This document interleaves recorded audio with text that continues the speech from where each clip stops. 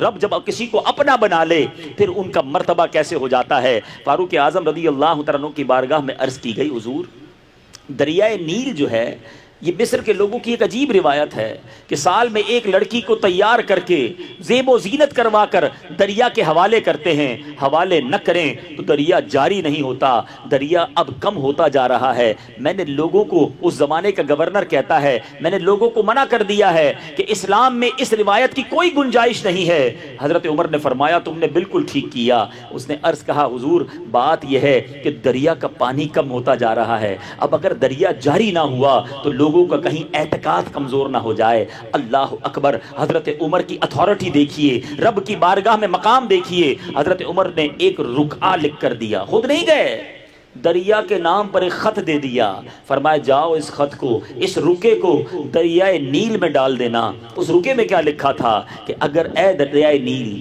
اے دریائے نیل اگر تو اپنی مرضی سے چلتا ہے تو بے شک خشک ہو جا، اور اگر اللہ تبارک و تعالیٰ کی مرضی سے چلتا ہے، رب کے حکم سے چلتا ہے، تو میں اللہ تعالیٰ سے دعا کرتا ہوں کہ وہ تجھے جاری فرما دے۔ وہ رکا ڈالا گیا، دریائے نیل میں لبا لب طغیانی آ گئی، پانی بڑھتا چلا گیا۔ وہ دن ہے، آج کا دن ہے، دریائے نیل سینکڑوں سال گزر گئے، وہ جاری و ساری ہے، کبھی خشک نہیں ہوا۔ جبھی تو شاعر کہتے ہیں چاہیں تو اشاروں سے اپنے کایا ہی پلٹ دیں دنیا کی، یہ شان ہے ان کے غلاموں کی، سرکار کا عالم کیا ہوگا۔